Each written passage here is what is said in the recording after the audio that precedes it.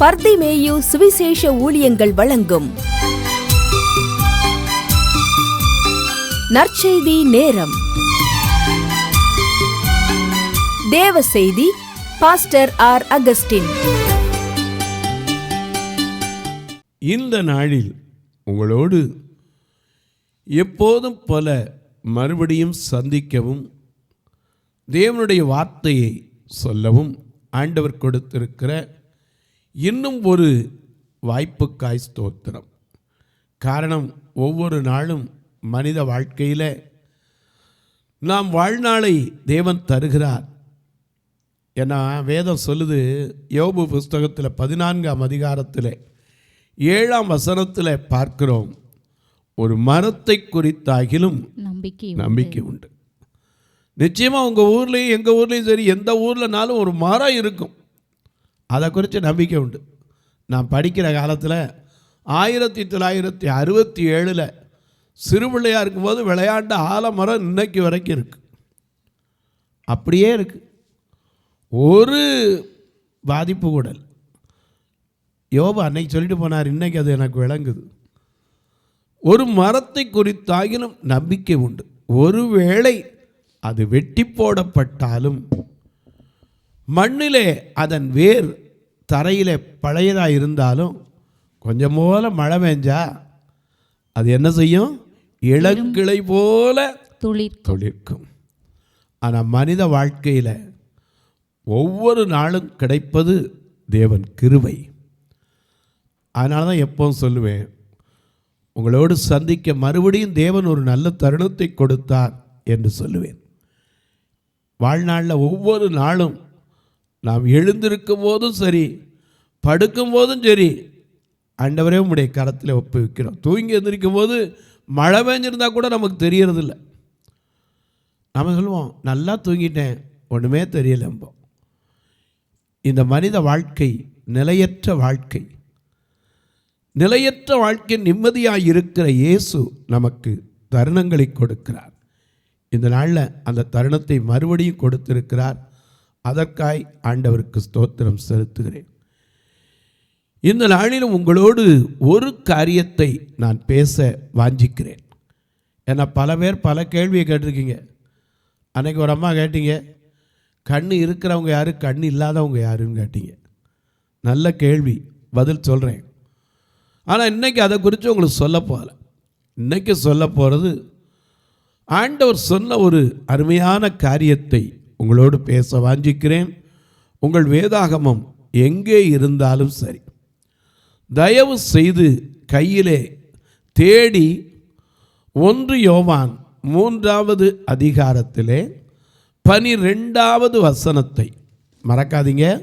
1 யோவான் 3ஆம் அதிகாரத்திலே 12வது வசனத்தை எல்லாரும் தேடி எடுப்பீங்களா? அப்படி எடுக்கிற வரைக்கும் நீங்களும் நானும் சேர்ந்து பாடுவோமா? அல்லேலூயா.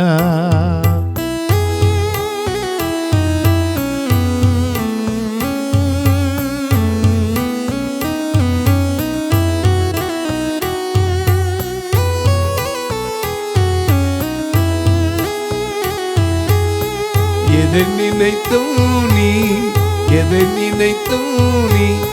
கலங்காதே மகளே, யெகோவா தேவன் உன்னை நடத்தி செல்வார். யெகோவா தேவன் உன்னை நடத்தி செல்வார். எதை நினைத்தும் நீ கலங்காதே மகனே, யெகோவா தேவன் உன்னை நடத்தி செல்வார். யெகோவா தேவன் உன்னை நடத்தி செல்வார்.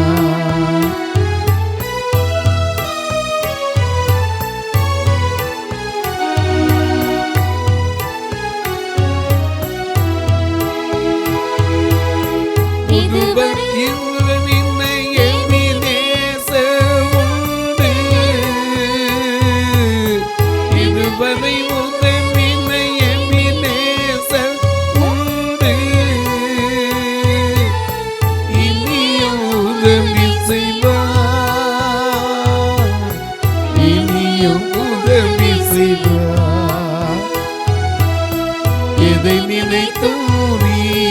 கலங்காதே மகனே, யெகோவா தேவன் உன்னை நடத்தி செல்வார். யெகோவா தேவன் உன்னை நடத்தி செல்வார்.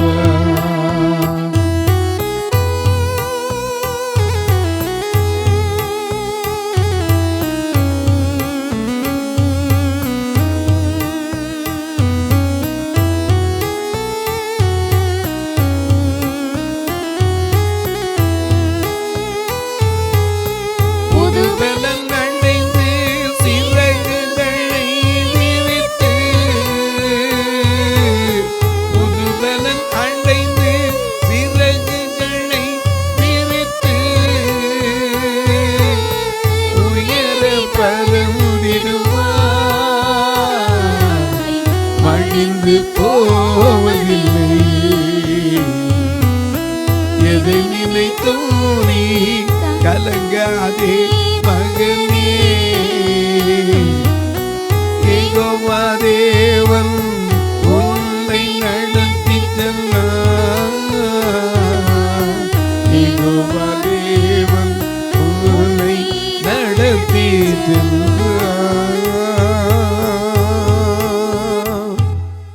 எல்லாம் எடுத்திருப்பீங்க. 1 யோவான் 3ஆம் அதிகாரம் 12ஆம் வசனம். பொல்லாங்கனால் உண்டாயிருந்து, நல்ல கவனிங்க, பொல்லாங்கனால் உண்டாயிருந்து தன் சகோதரனை கொலை செய்த காயினை போல் இருக்க வேண்டாம். ஆண்டவர் சொன்ன பல வார்த்தையில எனக்கு ரொம்ப பிடிச்ச வார்த்தை, இவனை போல இருந்துராத,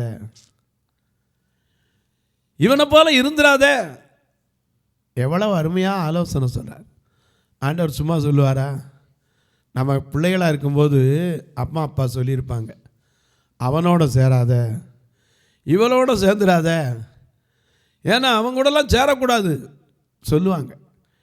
ஏன்னா சேராத இடத்துல என்ன செய்யக்கூடாது? சேர்ந்துடக்கூடாது. ஒரு மனிதனுடைய வாழ்க்கை எப்படி இருக்குங்கிறது வள்ளுவனே சொன்னான். என்ன சொன்னா? மனம் தூய்மை செய் வினை தூய்மை, இனம் தூய்மை தூவா வரும் என்று சொன்னான். ஒரு மனிதனுடைய மனதும் அவனுடைய செயலும் தூய்மையாய் இருக்க வேண்டும் என்று சொன்னால், அவன் சேர்ந்திருக்கிற இடம் எப்படி இருக்க வேண்டும் என்று சொன்னார்.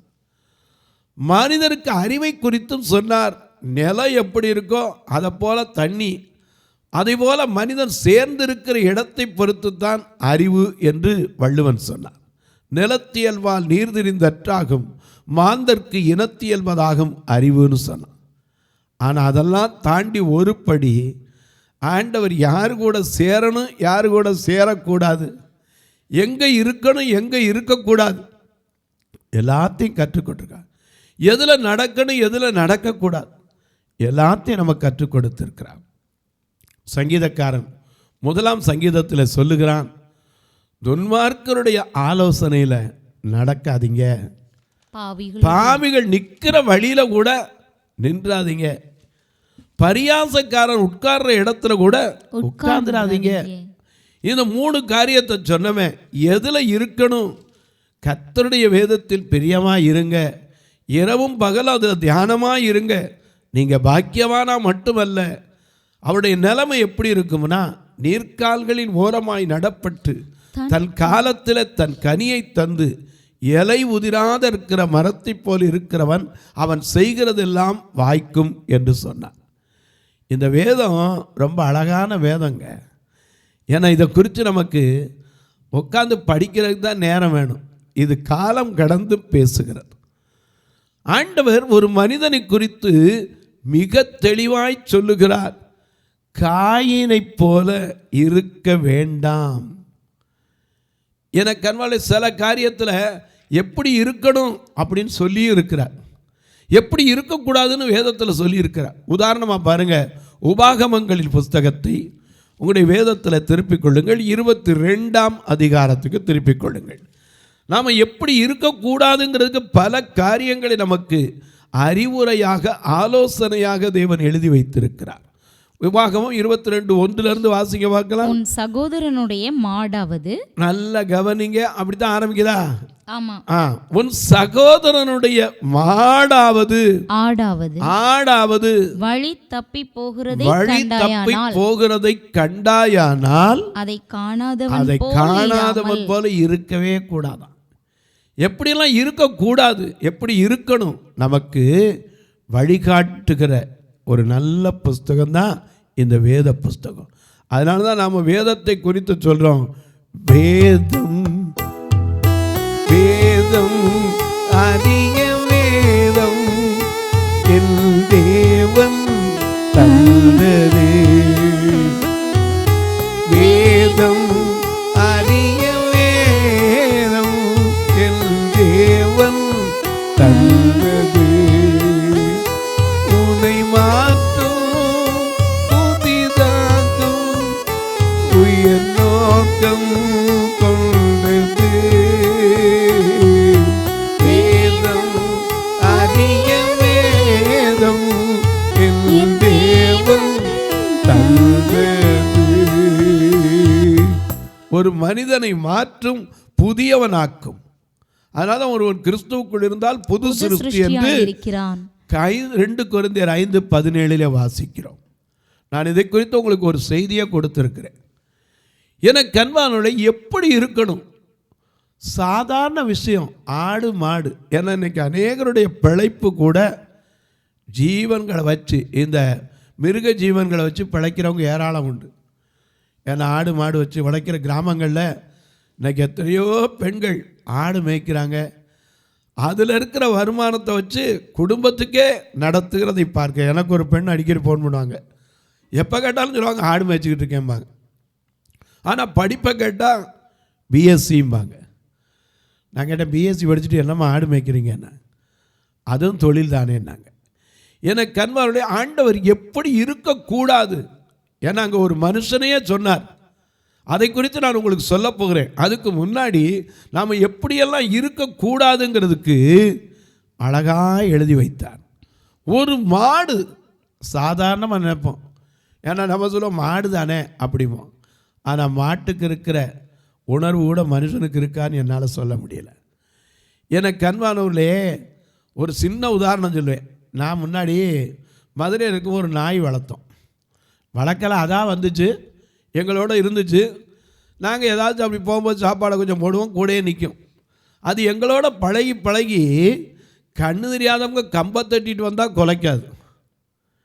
கண்ணு தெரிஞ்சவங்களாக இருந்தால் சரி, கம்பு இல்லாமல் வந்தால் குலைக்கும். எந்த நாயும் கம்பை தட்டிட்டு போனால் தான் குலைக்க பார்த்துருப்பீங்க. ஆனால் இது வித்தியாசமான நாய். கம்பை தட்டிட்டு வந்தாங்கன்னா கண்ணு தெரியாதவங்க தெரியும், குலைக்கவும் செய்யாது, பக்கத்தில் வந்து வாலாட்டும். ஏன் சொன்னேன், மிருகங்களுக்கு இருக்கிற சில நேரம் உணர்வு கூட மனிதனுக்கு இருக்கிறதில்ல. அதனால எப்படி இருக்கக்கூடாது, வாழ்க்கையில் எப்படி இருக்கணும் அப்படிங்கிறத உதாரணமாக எழுதி வச்சிருக்கார். ஒரு ஆடாவது, அது யாருடைய, சகோதரன். சகோதரன் யாரு? கூட பிறந்தா தான் சகோதரனா? எல்லாரும் நாம எல்லாம் எப்படி இருக்கோம்? சகோதரே சகோதரிகளே, ரத்தத்தால் கழுவப்படுங்கள். சகோதரே சகோதரிகளே, ரத்தத்தால் கழுவப்படுங்கள். காலம் நீதி வேறிட்டு ராஜ்யம் சமீபமாயிட்டே, ஆயத்தமுள்ளவர் ஆனந்தமே, இல்லாதவர்க்கு பயமே. சகோதரே சகோதரிகளே, ரத்தத்தால் கழுவப்படுங்கள்.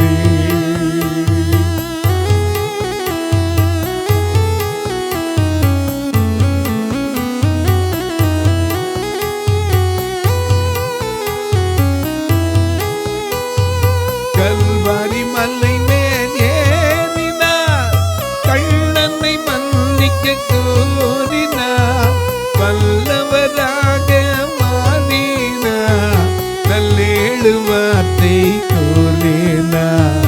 சகோதரே சகோதரிகள்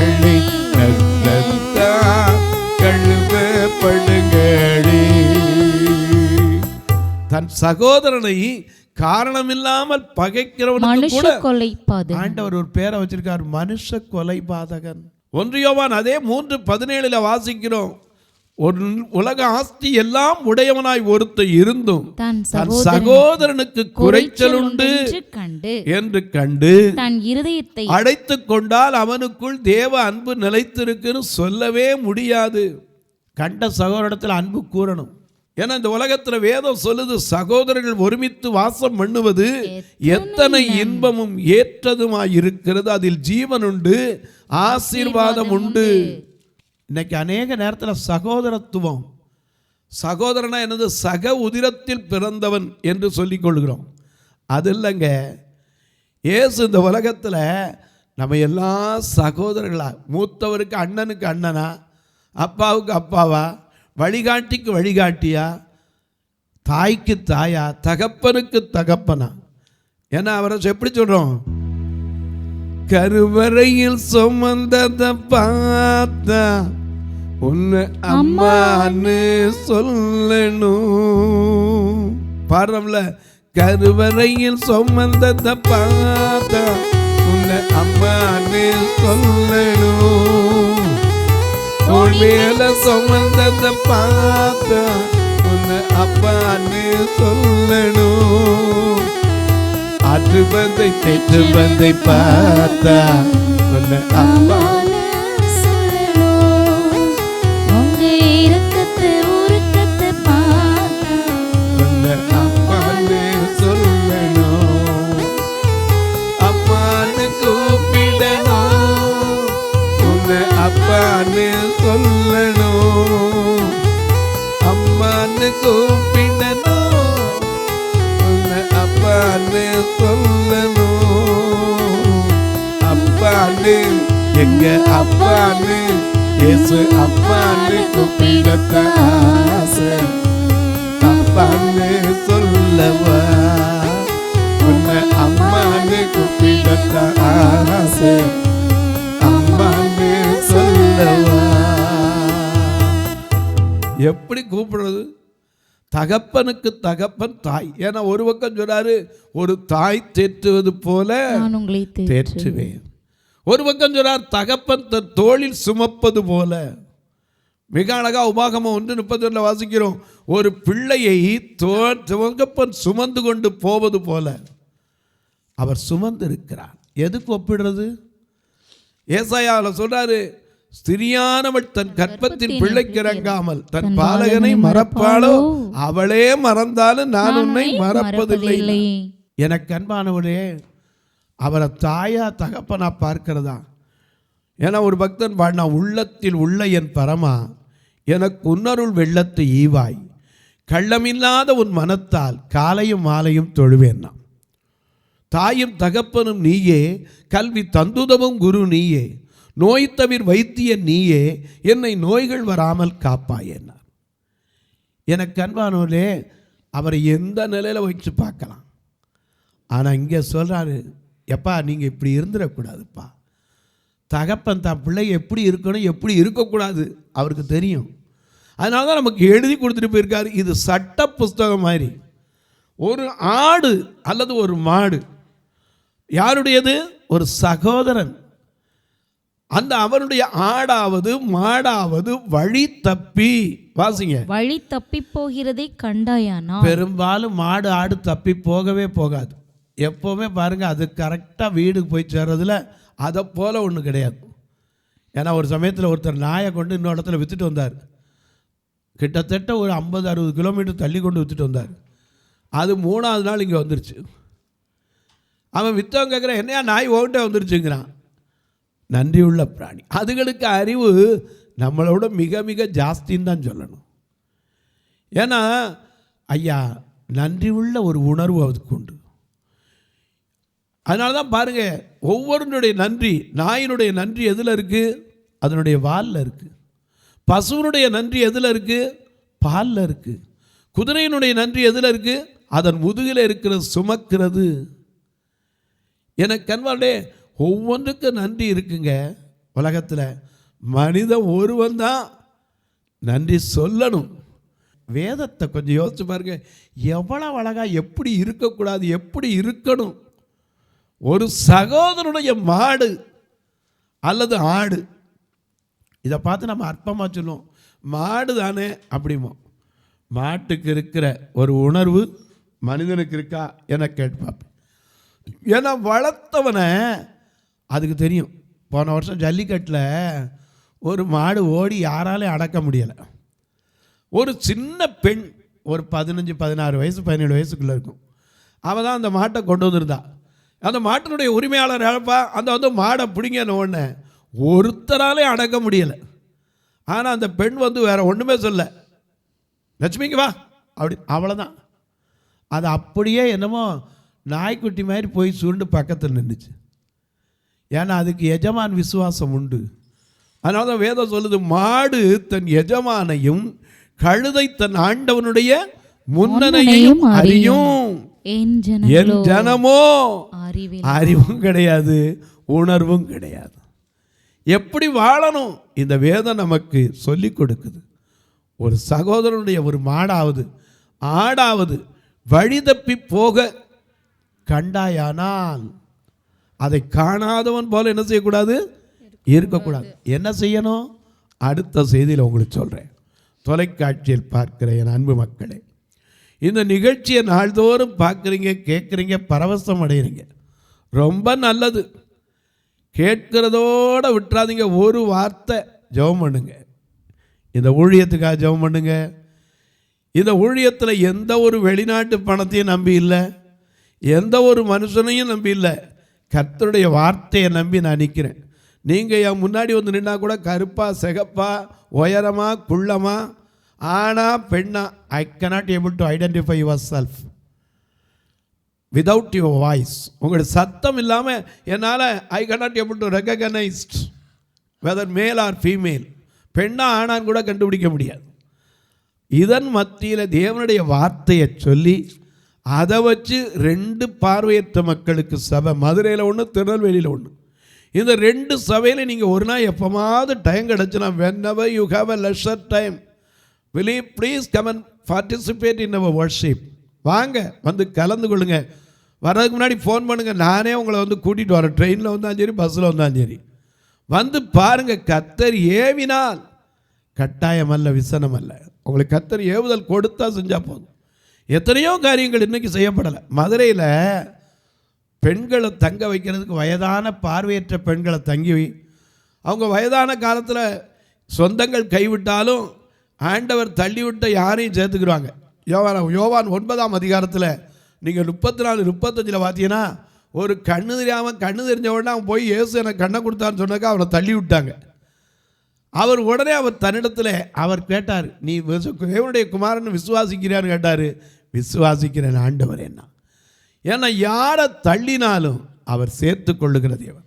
இந்த அன்பை அறிந்த நான் பார்வையற்ற வயதான ஆண்களுக்கும் சரி, வயதான பெண்களுக்கும் சரி, ஒரு ஆலயத்தை திருநெல்வேலியில் ஆண்களுக்கும் மதுரையில் பெண்களுக்கும் வைத்திருக்கிறோம். அதாவது ஆராதனை அல்ல, தங்குறதுக்கு இடம் கொடுக்கறது. மற்றது எல்லாரும் வருவாங்க. அப்படி வர்றதில் பெண்களை தங்க வச்சிருந்த இடத்துல 2004 ஒரு ஆஸ்பெட்டாஸ் போட்டு மாடியில் தங்க வச்சுருந்தோம். அந்த ஆஸ்பெட்டாஸ் 20 வருஷத்துக்கு மேலானதில் அப்படியே இத்து போய் பாதி ஓட்டை வந்துருச்சு. நான் அன்றைக்கி இன்ஜினியரை கூப்பிட்டு கேட்டேன், ஐயா இந்த ஓடை போடுறதுக்கு எவ்வளோ ஆகும்? ஏன்னா நிறைய பேர் இடம் கேட்குறாங்க, இடம் கொடுக்க முடியல, கொஞ்சம் பாருங்கள். அவர் சொன்னார், ஓடு மடர்னா கூட 1.5 லட்ச ரூபா ஆகணும். ஏன்னா 1200 சதுரடி இருக்குது. ஆனால் ஓடு போடாதீங்க என்னார். ஏன் பிரதர்னு, இப்போ வரக்கூடிய காலம் ரொம்ப உஷ்ணமாக இருக்குது, அது வயசானவங்க ரொம்ப கஷ்டப்படுவாங்க, போடுறீங்க, கொஞ்சம் சிரமப்பட்டுனாலும் ஜெபம் பண்ணி சென்ட்ரிங்காக போட்டுருங்க. நான் கேட்டேன், ஓடு போடுறதுக்கு 1.5 லட்சம், சென்ட்ரிங் போடுறதுக்கு எவ்வளோ ஆகும்? அவர் சொன்னார் 6.5 லட்சம் ஆகும்னார். 6 லட்சம் 6.5 லட்சம் வந்துடும். உடனே நான் பேசாமல் இருந்தேன். என்ன பண்ணுறது, யோசிக்க ஆரம்பிச்சிட்டீங்க? யோசிக்கலை. கர்த்தரை நினச்சா 6 அல்ல, அதையும் தாண்டி கொடுப்பார். திருநெல்வேலி ஆலயத்துக்கு வாங்க, வயதான ஆண்களை வைத்திருக்கிறோம். அவங்களுக்கு தங்கிறதுக்கு ஒரு அறை இருக்குது, இன்னும் ஒரு அறை கட்டப்பட முடியல. இப்படிப்பட்ட காரியங்களுக்காக கர்த்தர் எழுப்பணும். திருநெல்வேலி ஆலயத்தில் பார்வையற்ற மக்களை கூட்டிகிட்டு வர்றதுக்கே மாதம் 16,000 ரூபா வேனுக்கு வாடகை கொடுக்குறோம். எத்தனையோ பேர் ஆசீர்வதிக்கப்பட்டு சில நேரம் சும்மா வச்சுருப்பீங்களே, கர்த்தர் உங்களை ஏவினார். இந்த ஆலயத்துக்குன்னு ஒரு வேன் கொடுத்தா ஒரு வருஷத்துக்கு பாருங்கள், ஒரு மாதம் 16,000 கூட்டி பார்த்தீங்கன்னா 12 10 120 12 72 1,92,000 ரூபா. இதே ஒரு 4 வருஷம் இருந்தால் ஒரு வேனே வாங்கிக்கலாம் போல். அந்த அளவுக்கு தான் செலவழித்து இவர்களை அழைத்து அவர்களை நல்ல சாப்பாடு கொடுத்து வேத வசனத்தையும் சொல்லி அவர்களை அனுப்புகிறேன். நீங்களும் ஒருவேளை உங்கள் பிறந்த நாள், திருமண நாள் போன்ற நல்ல நாட்களில் ஒரு நேரம் உணவு கொடுக்க உதவலாம், இவங்களை கூட்டிகிட்டு வரக்கு உதவலாம், ஒரு நாள் தொலைக்காட்சி நிகழ்ச்சிக்கு உதவலாம், ஒரு கட்டுமான பணிக்கு உதவலாம், அல்லது ஒரு பார்வையற்றோர் மரித்த அந்த ஃபியூனரல் ஃபண்டுக்கு உதவலாம், அல்லது ஒரு பார்வையற்ற ஆணுக்கும் பெண்ணுக்கும் திருமண வாழ்க்கைக்கு உதவலாம், அவருடைய பிள்ளைகள் கல்விக்கு உதவலாம். எத்தனையோ காரியம் உண்டு.